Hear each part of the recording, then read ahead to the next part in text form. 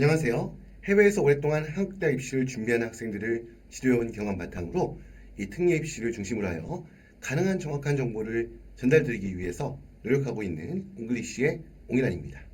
자, 오늘은 해외 현지 학교, 보통 로컬 학교라고 하는데 해외 현지 학교 그 중에서도 비영어권, 그러니까 우리 보통 영어를 사용하는 미국이나 호주, 캐나다 같은 영미권을 제외하고요. 영어를 사용하지 않는 비영어권 국가의 현지 학교에서 국제학교가 아닌 현지 학교죠. 그러니까 일반 현지 학생들과 똑같은 우리로 치면 일반 고등학교를 말하겠죠. 이런 학교에서 공부한 친구들이 어떻게 준비해야지 우리 재국민 특별전형을 통해서 한국 대학에 입학하기 위한 입학 시험을 잘 준비할 수 있는가에 대해서 설명을 드리는 시간을 가지려고 하는데요. 잠시 뒤에도 이 화면을 보시면서 설명을 드리겠지만 아무래도 현지 학교에서 공부하는 친구들 같은 경우에는 우리 한국인들이 많이 모여있는, 그러니까 교민들이 좀 많은 지역에 있는 한국 학교나 아니면 국제학교에 다니는 친구들에 비해서 아무래도 입시에 대한 정보가 굉장히 부족할 수밖에 없습니다. 그리고 학교에 다니고 있는 학교에 자체에도 한국대학 입시를 준비하는 학생들이 세계에 이렇게 많지가 않으니까 아무래도 그런 정보를 찾기가 어려운 점이 많겠죠. 자, 그러다 보니까 지금까지 제가 오랫동안 영상을 제작하고 상담을 진행하면서 이 로컬 학교 학생들이 어떻게 보면 좀 답답해하고 힘들어하고 아니면 좀 오해하고 있는 부분들도 굉장히 많은 걸 발견했는데요. 자, 오늘은 그래서 오늘 한 순서를 잡아서 우리 해외 현지 로컬 학교에서 공부하고 있는 친구들, 우리 학생들을 어떻게 준비해야지 우리 재국민 특별전형 한국대학 입시를 잘 준비할 수 있는가에 대해서 설명을 드리는 시간을 가지도록 하겠습니다. 자, 그러면 제가 정리한 내용을 보시면서 비영어권 지역의 로컬 학교 학생들 한국대학 특례 입시 어떻게 준비해야 될까에 대한 구체적인 본격적인 이야기로 들어가도록 하겠습니다. 자, 오늘 첫 번째는 비영어권 로컬 학교의 특징, 특징이라고 한다 그러면 이 비영어권 로컬 학교에서 공부하는 학생들이 어떠한 그 환경, 상황에 처해 있는가에 대해서 말씀을 드릴 텐데요. 자, 아무래도 당연한 이야기겠지만 현지 원어민 학교 이상하지만 어쨌거나 우리 입장에서는 그 지역의 언어를 사용하는 원어민들이겠죠. 어쨌건 그 현지에 있는 일반 학생들과 굉장히 치열한 경쟁을 해야 합니다. 아무래도 특히 고등학생 같은 경우는 어느 나라든 우리 대한민국만큼 아니겠지만 그래도 우리 보통 아시아 쪽 같은 경우는 특히 동아시아 같은 경우에는 일반 예를 들어 중국이라고 한다면 중국의 고등학교에 다니는 학생들 또한 중국에 있는 대학들에 입학하기 위한 입시 경쟁이 굉장히 치열합니다. 자, 그러다 보니까 특히 어느 나라를 막론하고 대학 입시를 치르는데 중요한 게 학교 내신 성적, 물론 학교 내신 성적의 반영 비율이 작은 경우도 있겠지만 과거에 우리 예전에 처음 수학능력 시험이 도입됐을 때 당시에는 수학능력 시험 점수만 가지고 대학 입학 시험을 치르는 그런 시절이 있었거든요. 아무튼 그런 것처럼 그런 경우도 있겠지만 일반적으로 어쨌거나 굉장히 열심히 해야지 좋은 대학 입학할 수 있기 때문에 그 학교에 공부하는 모든 학생들이 아무래도 열심히 공부할 수밖에 없겠죠. 자, 그러다 보니까 굉장히 치열한 그런 학생들과의 경쟁을 뚫고 그 안에서 의미 있는 성적을 거둬야 한다. 아무래도 그러다 보면 특히 무엇보다도 아무래도 12년 특례 아이들은 조금 다를 수 있겠지만 사실 12년 특례 학생들 같은 경우에도 학교 생활 외에는 주로 이제 한국 문화, 한국인 부모님과 함께 생활하는 경우가 많다 보니까 아니면 또 그 지역에 교민들이 많은 지역이라고 한다 그러면 일반적인 생활은 한국인과 함께 하는 거죠. 그러다 보니까 아무래도 이 언어에 있어 특히 3년 특례라고 하면 더할 나위가 없겠죠. 이런 친구들 같은 경우는 언어적인 어떤 그러한 한계도 있을 것이고요. 당연히 그러다 보니까 문화적인 차이, 특히 언어적인 그 어떤 한계보다는 문화적인 차이가 좀 더 큰 것 같아요. 제가 보면 그 현지 학교에서 공부하는 일반 학생들이 아무래도 그 지역 문화에서 태어나서 그 가족적인 분위기, 모든 환경 이런 것들이 그 현지에 맞춰져 있는데 아무래도 우리는 외국인이다 보니까 학교에 선생님들이 대하는 것도 좀 틀릴 수 있고 또 어떻게 거기 보면 현지의 친척들이 현지 문화를 향유하는 친척들이 막 모여 있는 것도 아니잖아요. 그러다 보니까 어떤 논리적인 사고구조, 생활 방식, 습관 이런 것들이 다 틀릴 수밖에 없죠. 이런 데서 오는 문화적인 어떤 그런 차이까지 극복해야 하는 한마디로 어려운 환경 속에서 치열하게 우리 현지 학생들과 경쟁해야 한다는 그런 아주 그런 어려움이 오실 수밖에 없는 게 가장 중요한 특징입니다. 자, 그러다 보니까 아무래도 이런 가운데서 내신 성적을 잘 받아야 되다 보니까 학교 내신 성적 관리하는데 매몰릴 수밖에 없겠죠. 특히 아무래도 특히 현지 국가에서의 예를 들어서 중국인 로컬 학교라면 그 학교에서 국어라고 하는 것. 이거는 어떻게 보면 우리로 치면 중국어죠. 근데 우리가 단순히 어떤 실용적인 언어 활용을 위한 국어 정도가 아니라 말 그대로 국어예요, 국어. 그러다 보니까 현지의 학생들이 국어라고 공부하는 언어 과목이 우리 한국인 외국인 입장에서 쉬운 게 아니겠죠. 그래서 특히 해서 국어 해당하는 과목들, 그리고 특히 또 중요한 과목 중에 하나가 히스토리죠. 히스토리 같은 경우는 언어적인 문제도 있겠지만 어떤 아까 말씀드렸던 것처럼 문화적인 차이에서 오는, 또 교과서에서 배우는 게 다 아니죠. 우리 같은 경우는 뭐 박물관을 간다거나 아니면 역사 유적을 시작한다거나 아니면 주변에서 끊임없이 듣는 역사 관련된 이야기들 있잖아요. 아니면 뭐 현지에서 방송 TV를 통해서 일반 현지 학생들 같은 경우는 그런 방송 프로그램이라든지 여러 가지 과정을 통해서 현지 역사에 대한 기본적인 내용들, 또 가까운 어른이나 친지들을 통해서도 그런 것들을 접할 기회가 있는데 우리는 그렇지가 않죠. 오로지 교과서를 통해서, 그것도 외국어로 되어 있는 교과서를 통해서만 그 내용을 접해야 하다 보니까 이런 역사 과목의 성적을 취득하는데도 굉장히 불리한, 그래서 이런 국어 과목이나 역사 과목의 어떤 어려움 때문에 뭐 국어 안에 문학도 포함됩니다. 이런 부분 때문에 현지 학교를 계속 다녀야 되나 이렇게 고민할 수밖에 없는 그런 케이스도 많이 보게 됩니다. 자, 아무튼 이러한 현지 학교에서 공부하는 우리 친구들의 가장 중요한 환경적인 특징은 내인 성적에 몰입할 수밖에 없다. 그 부분이 그러다 보니까 당연히 어떻게 보면 영어 실력이 상대적으로 취약할 수밖에 없겠죠. 물론 현지의 어느 국가들은 영어가 되게 중요한 외국어이기 때문에 영어 공부를 하기 때문에 영어 실력 자체가 어떻게 보면 학생의 수준에서 필요한 영어 실력을 갖추는 게 한계가 있지는 않겠지만 우리 재구민 특별전형 같은 경우는 아무래도 이 영어를 사용하는 국가에서 온 친구들이나 아니면 영미권 영어를 사용하는 국제학교에서 공부한 친구들도 많다 보니까 여러 가지 영어 기반으로 한 그런 인증시험의 성적을 많이 취득하게 되죠. 언어 성적만 해도 보통 대표적으로 토플 시험인데요. 토플 같은 경우 스피킹, 라이팅, 리스닝이 어떻게 보면 이 부분이 좀 현지 학교에서 공부하는 친구한테 어렵다 보니까 이 성적을 의미 있는 성적까지 끌어올리기가 나중에 말씀드리겠지만 꼭 의미 있다는 게 꼭 똑같은 기준은 아니지만 아무튼 흔히 우리 온라인에서 접하는 대학에 합격하기 위해서 연대, 고대, 뭐 성균관대 이런 사기권 대학 입학하기 위해서 토플 성적이 몇 점이더라고 하는 그런 성적을 취득하는 데 있어서는 한계가 명확하게 존재할 수밖에 없겠죠. 자, 이러다 보니까 여기에 따른 고민도 존재할 수밖에 없습니다. 한마디로 영어 실력이 그냥 일반적인 쓰고 읽고 단어 실력은 나쁘지 않은데 우리가 흔히 얘기하는 이제 보면 리스닝, 스피킹까지 포함되어 있는 이런 영어 시험의 성적을 제대로 받아내기가 쉽지 않다는 그런 어려움이 있겠죠.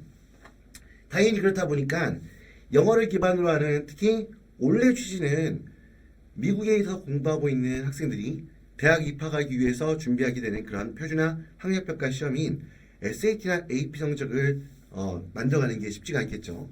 뭐 첫 번째는 언어적인 한계가 있을 거고요. 아무래도 이제 오면 SAT나 AP는 일단 기본적으로 원래 취지는 원어민, 미국에 사는 미국인 학생들을 대상으로 한 시험이기 때문에 영어의 난이도가 높죠. 그러니까 기본적으로 어느 정도 영어를 모국어만큼, 물론 뭐 모국어를 사용하는 미국인이라 하여서 무조건 영어를 잘하는 건 아니지만 어느 정도 사람에 따라서 어떤 글을 읽고 해석하는 능력, 논리적인 사고 능력, 흔히 뭐 종합적으로 얘기하면 문해력이라고 하죠. 이런 차이에서 차이는 있겠지만 아무튼 이런 성적을 취득하기 위해서 이걸 따로, 특히 이거 같은 경우는 아무래도 현지 학교 다니는 학생들 같은 경우는 학교 공부를 따라가는데도 학교에 시험 공부하고 학교 학생들과 똑같이 그런 공부하는데도 쉽지가 않은데 여기에 더해서 내 영어도 취약한데 거기에 AP나 SAT 시험까지 준비한다는 게 사실 준비한다는 게 어려운 부분일 거고요. 특히 무엇보다 더 중요한 거는 이 시험을 치를 만한 장소가 찾기가 어려워요. 그러니까 그런 지역 같은 경우에는 물론 시험 본 장소들이 있긴 하지만 이런 것도 어떻게 흔히 많이 접할 수 있는 정보가 많지가 않죠. 왜냐하면 그 현지 대학에서, 현지 고등학교에서 이런 SAT나 AP 시험을 준비하는 학생들이 많지도 않고 당연히 그 학교 교사 선생님들이 이런 SAT나 AP 시험에 대한 정보를 제대로 갖고 있는 것도 아니겠죠. 자, 이러다 보니까 시험을 치르고 한마디로 시험 볼 장소가 어딘지, 접수는 어떻게 해야 되는지, 어떻게 준비해야 되는지 이런 모든 부분에 있어가지고 정말 생소할 수밖에 없습니다. 자, 이런 부분에 어려움이 존재한다는 거고요. 자, 그 다음에 이제 보면 이건 일반적인 공립학교에서 다양한 기타 활동 내역 구축의 한계가 있다. 이 부분 사실 꼭 비영어권 로컬 학교 학생들만 얘기하는 거 아니고요. 일반적인 로컬 학교, 특히 뭐 영미권이라 해도 일반적으로 우리가 보통 얘기하는 공립학교죠. 사실 공립학교 다니는 학생들 같은 경우는 거의 공통적인 상황이긴 합니다. 아무래도 공립학교 같은 경우에는 우리 국제학교들만큼 다양한 프로그램이나 액티비티 이런 것들 운영하지 않고, 그래도 그나마 우리 한국학교, 제한국학교 같은 경우에는 학교생활기록부 속에 이런 활동 내용들을 분명히 기록하게 되어 있고, 우리 대한민국 입시가 단순히 학생의 성적만을 평가하는 것이 아니라 학생에 대한 여러 가지 활동들, 진로 관련 활동들, 봉사활동들 이런 부분들까지도 평가에서 반영하다 보니까 한국학교만 해도 이런 활동의 기회가 많이 주어지는데, 그렇지 않은 일반적인 로컬학교, 현지학교, 공립학교의 경우에는 사실 아주 특수한 몇몇의 학교들을 빼고는 일반적으로 그냥 뭐 단순히 교내에서 동아리 활동 정도는 그건 당연히 하죠. 이외에 어떤 그렇다고 해서 이걸 아주 구체적으로 다양한 화려한 아주 구색을 맞춰서 이것도 하고 저것도 하고 막 그냥 뭐 학년마다 5개, 6개씩 활동을 하고 이럴 수 있는 시간적 여유도 없고 학교에 그런 과정이 개설되어 있지도 않고 이런 부분에 목을 맨 학생들이 많지도 않습니다, 주변에. 그러다 보니까 이런 다양한 기타 활동 내역을 구축한다는 것도 어려움이 있습니다. 그러다 보니까 당연히 이런 걸 기반으로 하는 수상 실적이 별로 없겠죠. 물론 학교에서 주는 성적을 잘 받아서, 내신 성적을 잘 받아서 시험을 잘 봐서 학교에서 그 학교의 고유의 교육 커리큘럼에 맞춰서 뭔가를 학생이 성실히 이걸 이수해서 받는 상장들, 그런 것들 많이 있겠지만, 그렇지 않은 다양한 어떤 액티비티를 통한 어떤 대회를 통한 이러한 그 수상 실적을 만드는 것도 쉽지가 않겠죠. 그리고 이제 어떻게 보면 교내 행사에 참여하는 것도, 이거는 뭐 지역사회에 좀 적극적인 역할하고 정보를 얻다 보면 로컬 학교 다니는 친구들도 뭐 교내외 교회 활동을 특히 많이 하는 친구도 있긴 한데요. 아무래도 이제 이것도 보면 쉽지가 않은 게, 아까 말씀드렸던 것처럼 뭐 처음부터 쭉 얘기하는 거지만 사실 비영과 현지 학교 다니는 학생들의 모든 과정에, 모든 학습 과정에, 준비 과정에, 학교 생활의 모든 걸 관통하는 다 하나는 바로 치열한 경쟁을 현지 학생들과 겨뤄야 되고요. 그러다 보니까 시간적 여유가 많이 있을 수가 없죠. 한마디로 내신 공부, 학교에서 시키는 공부, 이거 준비하는데도 시간이 없는데 교회 활동 일일이 찾아가지고 또 활동에 참여한다는 부분도 사실 만만치 않은 부분이긴 합니다. 자, 그리고 마지막으로 한국 대학에 대한 입시 정보가 굉장히 부족합니다. 물론 이제 요즘은 뭐 제가 이제 운영하는 우리 옹글리시 유튜브 채널도 있고 이외에도 많은 채널들이 있고요. 또 이제 온라인이 워낙 발달해서 여러분들 보시면 웹사이트 통해서 하다못해 대학이 공개한 여러 가지 자료들, 그 여러 가지 것들을 뭐 네이버나 구글 검색하면 찾아볼 수 있죠. 그래도 그나마 과거에 비해서는 이러한 부분이 어떻게 보면 접할 수가 있긴 하지만, 문제는 뭐냐면 이런 건 있어요. 찾긴 찾았는데 네이버를 통해서, 구글을 통해서 여러 가지 정보들을 찾긴 찾았는데 이 특립시라는 게 좀 어떻게 보면 단순하지가 않죠. 워낙 전형 방식도 다양하고 케이스도 굉장히 다양하고, 또 어떻게 보면 또 전체 입시에서는 거기에 참여하는, 거기에 참가해서 입시를 준비하고 진행하는 학생들 숫자가 많지 않다 보니까 이 정보가 굉장히 부족하죠. 그러니까 보니까 어떻게 보면 이 어려운 내용들, 하다못해 입시공학 내용을 보더라도, 사실 저도 입시공학을 매년 나올 때마다 꼼꼼히 보지만 저는 이제 거의 뭐 15년 이상을 이렇게 입시공학을 보다 보니까 지금은 이제 보면 사실 저는 뭐 입시공학 한번 보면 그냥 뭐 순식간에 보긴 하는데, 일반적인 경우에 이 학생이 첫 아이다, 첫 대학 입시를 치르는 아이다 라고 할 경우에는 뭐 처음 보는 입시공학이에요. 그럼 입시공학 속에 있는 내용들이 그 문구 하나하나가 상당히 쉽지가 않아요. 특히 학생들 같은 경우에는 한국어에 대해서 어떻게 보면 기본적인 한국어 능력은 되지만 그런 공문서라든지 아니면 특히 입시공학은 굉장히 내용이 압축돼 있거든요. 왜냐하면 그걸 풀어쓰려다 보면 분량이 너무 많아지니까 대학 입장에서도 그 입시공학을 만들 때, 내용 구성할 때 좀 압축적으로, 표현도 압축적으로, 또 굉장히 많은 전문 용어, 한자어들을 사용하게 되죠. 이런 부분들을 그냥 보고서는 이해하기가 쉽지 않단 말이에요. 시간도 많이 걸리고 또 잘못 해석해서 오해하는 경우도 많고.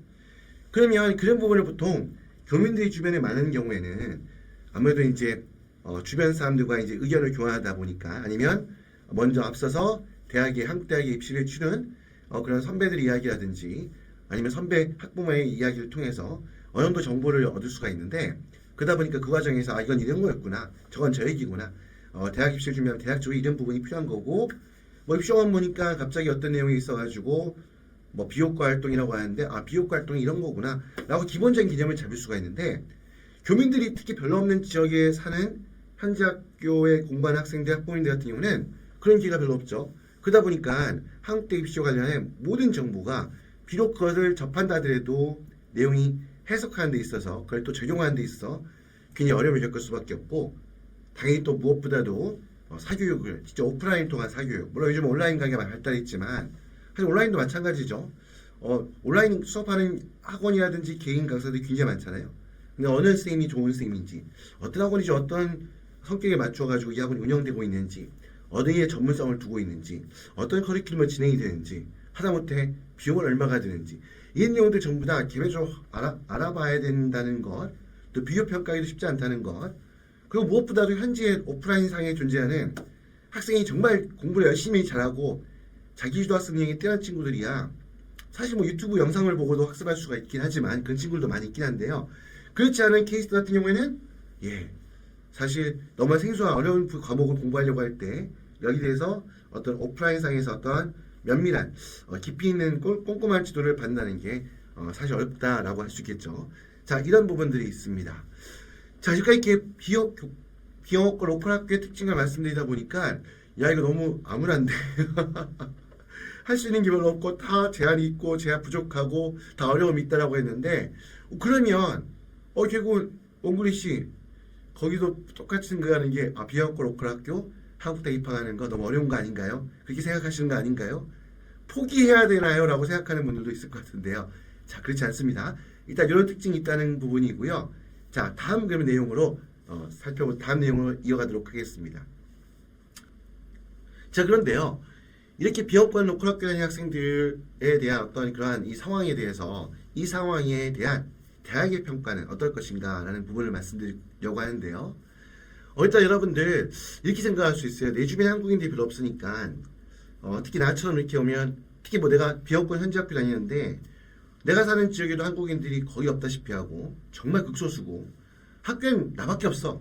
또 주변 한번 살펴봐도 우리 도시에 또 다른 한국 학생이 있는가 암만 살펴봐도 안 보여. 내가 교회를 가보고 이런 데 가봐도 잘 안 보여.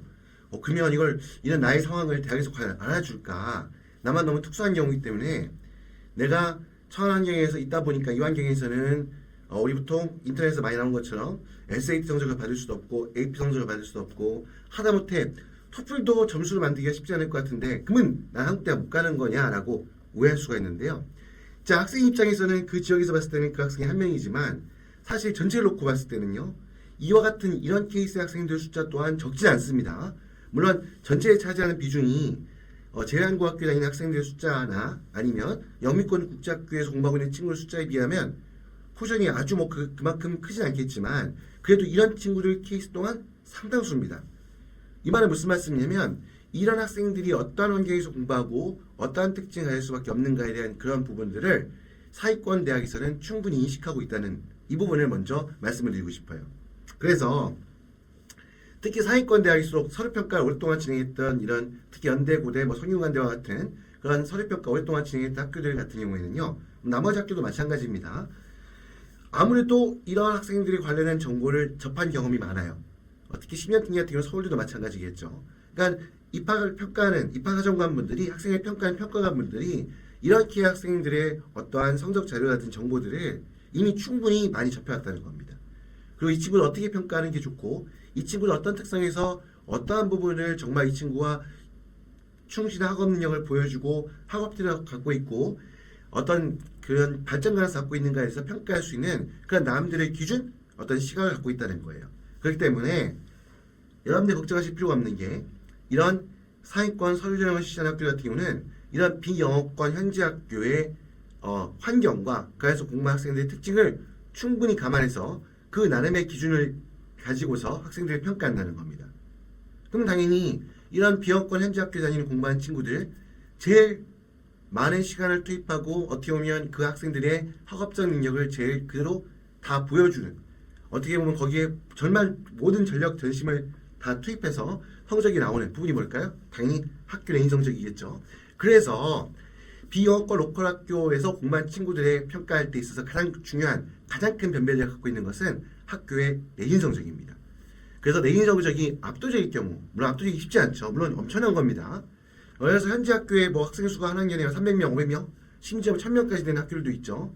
인구가 많은 국가에 사는 있는 학교들 같은 경우에는 여기서 학생이 만약에 내 내신 성적이 정말 전교 수익권에 있다 그러면 이거 엄청납니다. 단순히 영미권 국제학교나 제한국학교에서의 수익권 성적이 있는 거하고는 차원이 틀린 거예요. 아무튼 이런 학교 내인 성적이 굉장히 중요한, 굉장히 구체적인, 그리고 굉장히 설득력 있는 변별력을 가질 수 있다는 겁니다. 그래서 여기서 한 가지 말씀드리면 학교 내인 공부 소홀히 할 필요 없습니다. 그 학교 내인 공부를 제일 열심히 하는 게 어떻게 보면 비영권 현지 학교에 다니는 친구들한테 제일 중요한 가장 첫 번째 입시 준비의 가장 기본적인 덕목이랄까요? 필요 조건이라고 보시면 되겠습니다. 그리고 당연히 외국인으로서 그 현지 학교 다니면서 어떤 언어적인 한계가 있었을 것이다. 그리고 문화적인 한계가 있었을 것이라는 건 당연히 인식하고 있는 거고요. 그래서 이 가운데서 이 안에서 특히 만약에 여기서 내인 성적을 잘 받는 것뿐만 아니라 만약에 거기서 리더십도 보였다. 내가 현지 학교 다니는 친구인데 내가 그 반에서 반장을 한다거나 어떤 모임에서 장을 한다거나 아니면 그러한 리더십을 보여줘 어떤 인정받는 어떤 그런 요소가 보이게 되면 이 학생 같은 경우는 정말 언어적인 문화적인 한계를 극복하고 정말 그 안에서 정말 어떻게 보면 그걸 극복하고 정말 굉장히 성실한 모습과 노력 어떻게 보면 인성을 보여줬기 때문에 사실 그런 리더십을 보여줄 수 있는 어떤 쉽게 말하면 감투랄까요? 어떤 장애자에 있을 수 있는 거잖아요. 이런 부분을 평가받는 데 있어가지고 굉장히 큰 요소가 됩니다. 그래서 그 부분 또한 굉장히 어떻게 보면 플러스가 되는 요소고요. 아무튼 특히 이제 예전에는 자기소개서 했을 때 이 자기소개서에 있어가지고 제일 그 중요한 항목 중에 하나가 뭐였냐면 학생이 처한 어려운 환경, 솔직히 비영권 로컬 학교만큼 어려운 환경 없겠죠.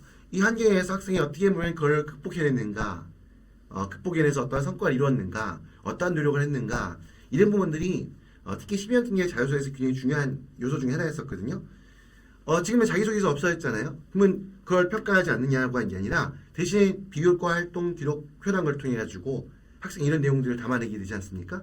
이런 걸 통해서 꼭 이 아니더라도 어쨌건 비영권 로컬 학교에서 내인 성적을 잘 받았다는 것은 어떠한 그러한 외국인으로서 언어적인 문화적인 한계를 극복하고 성취를 이뤘다는 부분이니까 이러한 부분에 대한 노력을 거기에 맞게 충분히 감안하여 인식해 준다는 거에 우리 한국대학 입시니까 우리 대학 입시에 대해서 우리 비영권 로컬 학교에 다니는 친구들 너무나 어려워하지 말고 좌절하지 말고 너무나 걱정할 필요가 없다는 말씀을 드리면서요.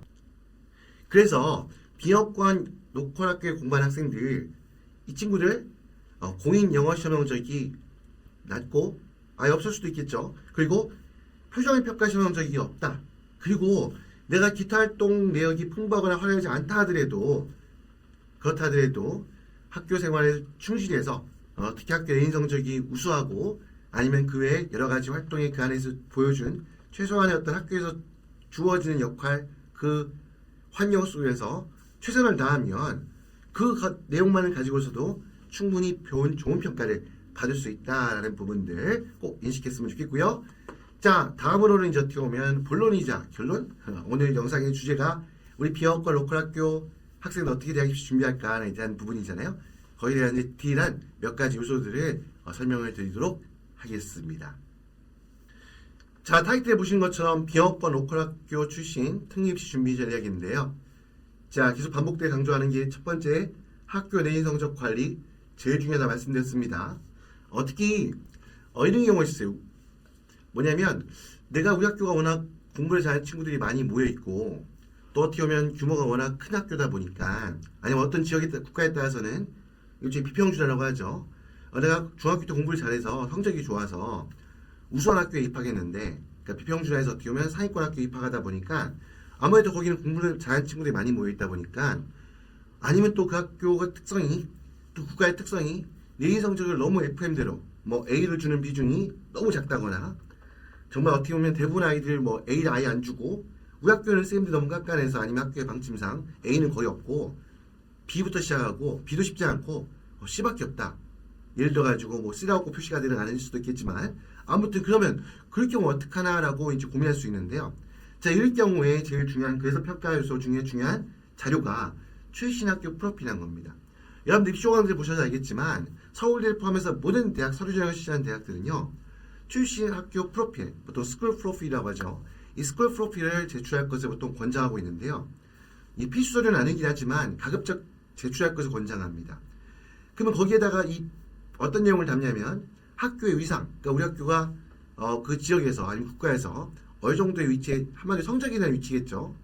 뭐 이게 뭐 어떤 뭐 돈 많은 학교다 이런 게 아니고 얼마만큼 우수 학생들이 모이는 학교다라는 위상. 그 두 번째는 규모입니다. 규모. 학생 수가 얼마큼 되는지. 아마 학생 수가 많을수록 아무래도 조금 보면 꼭 다는 아니겠지만 좀 내인 성적 관리하는 게 치열할 수밖에 없는 경우가 많겠죠. 그리고 또 국가마다 치르는 우리 대한민국의 수능과 같은 그런 현지 학교에서 그 대학 입학 시험을 진행하기 위한, 그래서 대학에서 현지 대학이 고등학교 졸업한 학생들을 평가하기 위한 그런 기준이 되는 그런 표준학력 평가 시험이 있겠죠.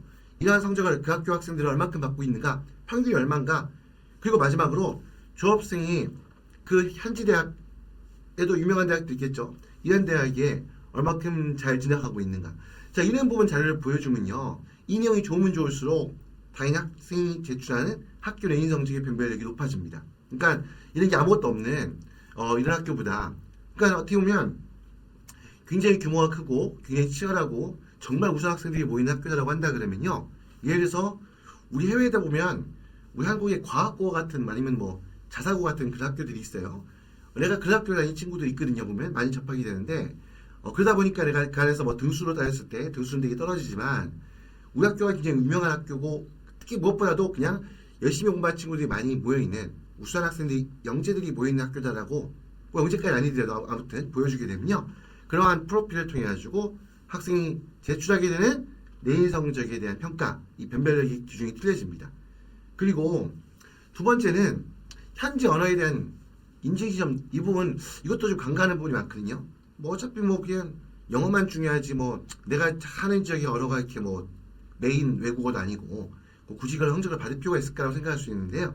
이 성적을 왜 하냐면, 특히 여러분들 우리 영미권 국제학교 학생들한테 이 SAT와 토플 성적이 갖고 있는 의미가 뭐냐면요, 다른 것보다도 학교 내신 성적에 대한 변별력을 보여줄 수 있는 근거 자료예요. 뭐냐면 학교 내신 성적이 굉장히 좋은데 영미권 국제학교 다니는 친구가 만약에 정말 학교에서 받은 내신 성적은 평가는 엄청나게 좋고 GP도 엄청나게 높은데 토플 성적이 너무 안 좋다, 또 SAT 성적이 좀 어설프다 이러면요, 어떤 생각이 드냐면, 이 친구가 정말 학교에서 받은 내신 성적은 그냥 학교에서 그냥 어떻게 보면 그냥 어떻게 보면 뭐 어떤 목적에, 상업적인 목적에 맞춰서 그냥 준 거라든지, 한마디로 학생을 그냥 대학 잘 가게 해주려고, 아니면 학교에 어떤 보면 수준이 좀 떨어진다든지, 뭐 이렇게 이제 어떻게 보면 평가를 받을 수가 있거든요. 그래서 일종의 토플이라든지 SAT 점수가 영미권 국제학교 학생들한테 일종의 어떻게 보면 학교의 내인 성적에 어떻게 보면 변별력을 더해주는 하나의 근거가 될 수 있는 것처럼, 현지 언어 실력도 마찬가지입니다. 중국에 아무래도 이제 로컬 학교에 있는 학생들이 많다 보니까 중국 학생들이, 중국에서 공부하는 친구를 생각해 본다 그러면 아무래도 그 중국 학교에서 내인 성적이 좀 좋은 친구 같으면 당연히 중국어 활용 내용은 어느 정도 충분히 갖춰진 상태겠죠. 그럴 때 이제 그러면 내가 충분한 중국어 능력을 갖추고 있다는 걸 보여주는 자료가 뭐가 되겠어요? 대표적인 HSK 시험 성적이겠죠. 이 성적을 제출하면요, 이 부분이 학교의 학생이 갖고 있는 학교의 내인 성적, 이런 부분을 보여주는 어떤 그러한 중요한 근거 자료로 사용이 될 수 있고요. 그리고 특히 문과를 지원하는 학생들 같은 경우에는 뭐 이과도 마찬가지겠지만, 또 꼭 소수 언어를 하더라도 이 언어의 학생의 언어적인 능력을 보였다는 것 자체가 열심히 공부했다는 내용, 대학 입학을 위해서 열심히 활동했다는, 준비했다는 부분, 이런 걸 보여준 자료로서도 충분히 활용할 수가 있습니다. 자, 그 두 번째, 아무래도 영어가, 아직은 영어가 우리 중요 과목 중에 하나잖아요. 그러면 내가 아무래도 현지 학교 다니다 보니까 스피킹, 라이팅, 뭐 리스닝까지는 좀 그래 어떻게 연습해 보겠다 하더라도 이 스피킹, 라이팅은 도저히 접할 수가 없으니까, 그러다 보니까 이제 이 부분 어떻게, 특히 발음부터가 뭐 좀 차이가 있죠. 아무래도 또 글을 막 영문으로 글을 자주 써본 것도 아니고, 그러면 그럼 토플 성적을 공부하기가 너무 어려운데 토플 성적 못 받을 것 같은데 어떻게 해야 되나 할 때, 그때 활용할 수 있는 시험이 바로 토익 시험입니다. 자, 토익 같은 경우 아무래도 리딩과 리스닝만 이루어져 있다 보니까 외국인의 입장에서, 특히 영어의 환경에 노출이 많이 안 된 학생들 입장에서 아무래도 접근해서 성적을 취득하는 게, 또 무조건 고득점은 무조건 쉬운 거 아니지만 아무튼 그래도 조금 내가 준비해서 시험에 응시해서 성적을 만들어가는 과정이 아무래도 조금 부담이 적을 수 있죠. 환경적인 상황에 비춰서. 그래서 이런 비여권 환경에서 공부한 친구 같은 경우에는요, 토플이 꼭 아니야 하더라도 토익 시험을 봐서 토익 성적을 받아도 충분히 이 성적 또한 공인 영어 시험 성적으로서 충분히 활용받을 수 있고요. 고득점을 받을 경우에는 흔히 이제 보통 고득점의 기준이 얼마냐 물어보시는 분도 있는데 뭐 기본적으로 800점을 선을 놓고 봤을 때 800, 850, 뭐 900, 930이라는 보통 이 선을 긋거든요. 이 정도 높은 성적을 받으면 토익 시험 성적도 토플에 준하는, 토플에 못지않은 공인 영어 시험 성적으로서 활용될 수 있다는 부분. 그래서 그 부분도 참고해 주셨으면 좋겠어요. 자, 그리고 아까 잠깐 말씀드렸던 것처럼 현재 학교에서 리더십을 보여준다. 현재 학교에서 어떤 책임감 있는 활동을 해서 사실 현재 학교에서 리더십을 보여준다는 거는 학생 같은 반 친구들로부터 현재 학생들로부터 두터운 신망과 신뢰를 얻었다는 얘기죠. 인성적인 측면에서나 여러 가지 학습 태도나 어떤 성실성 이런 부분에서 책임감 이런 부분을 인정받았다는 부분이기 때문에 현재 학교에서 리더십을 입증할 수 있다고 한다면 그렇다고 또 무조건 뭐 그냥 무조건 반장해야 돼 이러진 않을 것 같아요. 또 현재 학교에서 제가 열심히 공부하는 친구들 보면 우리 옛날에 제가 학교 다닐 때 좀 마침 떠올리게 하거든요. 저도 이제 학교 다닐 때 좀 됐습니다. 언제인지 제가 말씀드릴 수 없지만 아무튼 그렇던 분위기이기 때문에 이런 부분을 인정받았다는 측면에서 충분히 대학에서 평가를 받는데 어떤 근원적 요소로 작용할 수 있습니다. 그리고 또 한 가지 그 다음 뭐냐면 지원 전공 관련해서 과목을 선택하고 이왕이면 또 내가 지원 전공 관련된 과목의 성적은 특히 우수한 성적을 받을 수 있도록 노력하는 게 좀 필요합니다. 물론 아무래도 이제 교육 제도가 한국만큼이 어떻게 보면 한국도 이렇게 아주 우리 교육 시스템이 굉장히 선진국들만큼이나 특히 영미나 이제 유럽 같은 국가들만큼이나 아주 정교하지 않지만 꼭 이게 떨어진다는 말씀을 드리는 거 아니고요. 아무튼 좀 다양성이 조금 아직은 부족하긴 하지만 아무튼 현재 학교 같은 경우는 그 다양성이 더 부족할 가능성이 많죠. 이 정해져 있는 틀대로만 공부해야 되는 경우가 있거든요. 그런 경우에는 과목을 선택하는데 한계가 있을 수 있어요. 그러니까 정해진 대로. 그러니까 모든 학생들이 기껏해 한두 과목 정도만 선택할 수 있고 나머지는 그냥 다 모든 학생들이 똑같은 틀에서 똑같은 과목을 공부해야 되는 케이스라면 어쩔 수 없겠지만 그렇지 않고 어느 선택의 기회가 좀 주어진다고 한다 그러면 내가 지원하고자 하는 전공과 관련성이 좀 높은 그런 과목을 선택해서 특히 그 과목에서는 좀 우수한 성적이 나올 수 있도록 그래서 이걸 어떻게 보면 전공 적합성이라고 보통 진로 역량이라고 하기도 하고 여기에서 좋은 평가를 받을 수 있도록 노력할 필요가 있고요. 그럼 AP를 만약에 한두 과목 정도 내가 도전해볼 수 있을 것 같다고 한다 그러면 그때 그럴 때 내가 지원하고자 하는 전공하고 관련돼 있는 그런 한두 개 과목의 AP 성적을 얻는 것도 이게 어떻게 보면 이제 진로 역량, 전공 적합성뿐만 아니라 학생의 어떤 대학 입학을 준비하는 과정에서 학생의 노력과 어떤 학습에 대한 어떤 학습 태도, 이런 탐구욕이라고 할까요? 이런 부분을 보여줄 수 있는 자료가 될 수 있겠죠. 이런 부분을 염두에 두고 준비하시면 좋을 것 같고요. 그리고 현재 학교에서는 당연히 국제학교들만큼 다양한 활동, 액티비티가 없다 하더라도 일단 봉사활동 같은 경우는 우리 교내 활동에서 접할 수 있는 기회가 있죠. 그렇다고 또 한 가지 오해가지고 내가 다른 활동 없으니까 봉사활동을 채우겠다 해서 봉사활동이 너무 매몰되면 안 됩니다. 봉사활동 중요한 부분이 하나이긴 하지만 학습에 방해를 받을 만큼 갑자기 또 여기 심취해가지고 물론 학생이 내가 사회복지학과를 가겠다. 그래서 어떻게 보면 그런 분야에 일을 하겠다면 모르겠지만 그렇지 않은 학생 같은 경우에 또 너무 여기에 그런 경우는 없겠죠.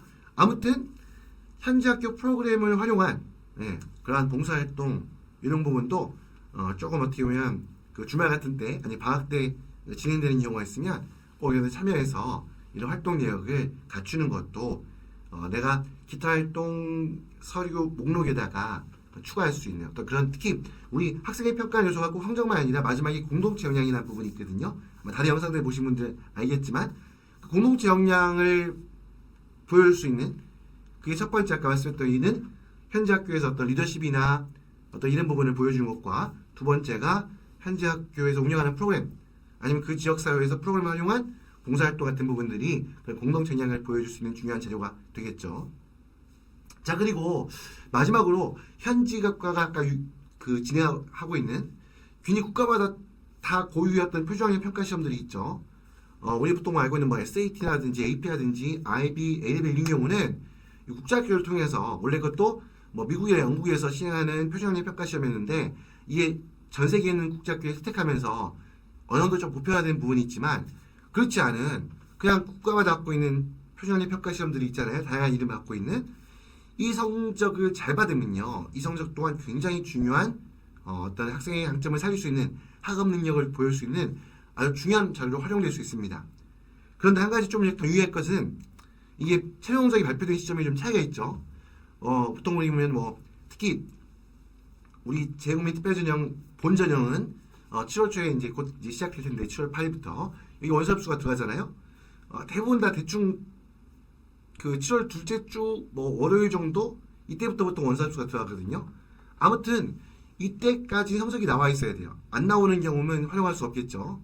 물론 이제 내가 만약에 그 이후에 뭐 재수한다거나 아니면 뭐 여러 가지 경우가 있겠죠. 이럴 때 점수를 활용할 수 있겠지만 만약에 그렇지 않고 대학 입시를 치르기 한마디로 재국민 특별전형 원서합수가 들어가기 전에 성적이 나오지 않는 경우라면 물론 활용할 수 없겠지만 그렇다 하더라도 물론 그렇다고 하여튼 이런 국가마다 그 학교의 고유의 그 나라 국가 고유의 우리나라 수학여행 시험에 해당하는 표준학력 평가 시험 성적 잘 받으면요 이 성적도 굉장히 학생을 돋보이게 할 수 있는 좋은 평가를 받게 할 수 있는 그러한 중요한 성적 자료가 될 수 있다라는 부분 마지막으로 우리 비교과 로컬 학교에서 공부하는 우리 학생들이 대학 입시 준비하는 데 있어가지고 한번 생각해 보셨으면 그러니까 어떤 분들은 이게 한국대학 입시는 한국대학은 뭐 수학능력 시험 보는 거 아니냐 그러면 이게 우리나라 그 나라의 다른 나라의 학교 한국이 아닌 다른 나라의 대학 입시를 대학 입학하기 위한 평가 시험인데 이게 한국대학이 필요가 있다고 그렇게 오해하시는 분들 있거든요. 그렇지 않죠? 그러면 솔직히 SAT나 IB나 A레벨도 한국대학에서 안 봐야죠. 그렇잖아요. 맞죠? 뭐 그건 유명하고 그건 보편적인 시험이니까 그걸 받아주고 우리나라에서 하는 이 시험은 별로 사람들 응시하는 학생들도 물론 그 나라에서 많지만 한국인이 별로 없는데 그렇지 않습니다. 그래서 이런 성적 또한 분명히 활용할 수 있다. 대신에 성적이 나오는 시점은 좀 잘 고려해서 활용할 수 있고 없고가 좀 정해지는 부분이 있긴 하겠지만 충분히 활용할 수 있다는 부분 마지막으로 또 한번 강조해서 말씀을 드립니다. 자 이렇게 해서 지금까지 비영어권 현지 학교에서 공부하는 보통 비영어권 로컬 학교에서 공부하는 학생들이 한국대학 입시를 준비하는 데 있어서 어떠한 점에 유의해야 되고 또 어떠한 특징이 있고 또 어떻게 하면 좋은 평가를 받아서 좋은 대학에 합격할 수 있을까라는 부분에서 설명해 드리는 시간을 가졌는데요. 다시 한번 말씀드리지만 현지 학교에서 공부한다 해서 또 내가 특수한 환경이 있다고 해서 특히 인터넷이나 여러 가지 주변에서 듣는 어떤 그러한 보편적인 뭐 제 영상에도 아무래도 상당 부분은 보통 주로 이제 뭐 SAT, AP 얘기 많이 하잖아요. 뭐 IB 로컬, IB A레벨 얘기도 많이 하고 이런 성적이 없다고 해서 이런 성적을 취득하기 어렵다고 해서 한국대학 입시에 대해서 좀 어떻게 보면 너무 어렵게만 생각하고 오해하는 학생들이 많아가지고 설명을 드리는 시간을 가졌고요. 물론 오늘 영상에서 모든 걸 다 말씀드리진 못했어요. 시간적 한계가 있기 때문에. 하지만 그래도 제가 지금까지 남대로 학생들 지도하면 특례 입시를 지도하면서 우리 유튜브를 통해서뿐만 아니라 온라인 오프라인 통해서 접했던 무数학생들의 사례를 가지고서 그 내용들을 남대로 좀 일모요연하게 정리하는 설명을 드리는 시간을 정리하는 시간을 가졌다고 보시면 좋을 것 같습니다. 아무튼 오늘 이것으로 오늘 특례 입시 관련된 영상 내용 마무리하도록 하고요. 아무튼 여러분들 힘내셨으면 좋겠고요. 지금도 현지에서 어려운 환경 속에서 공부하고 있는 친구들 정말 열심히 하면 한국대학에서 충분히 알아줍니다. 절대 몰라주지 않습니다. 그래서 그래 자신감을 가졌으면 하는 마음 다시 한번 전달드리고요. 자 오늘 설명드린 내용들 해외에서 공부하면서 한국대학 입시를 준비하는 데 있어서 조금이나마 도움이 되었으면 하는 바람이고요. 지금까지 설명드린 영상의 내용이 도움이 되었다면 구독과 좋아요 부탁드리면서 오늘 순서를 마무리하도록 하겠습니다. 지금까지 옹글리시의 옹인환이었습니다. 감사합니다.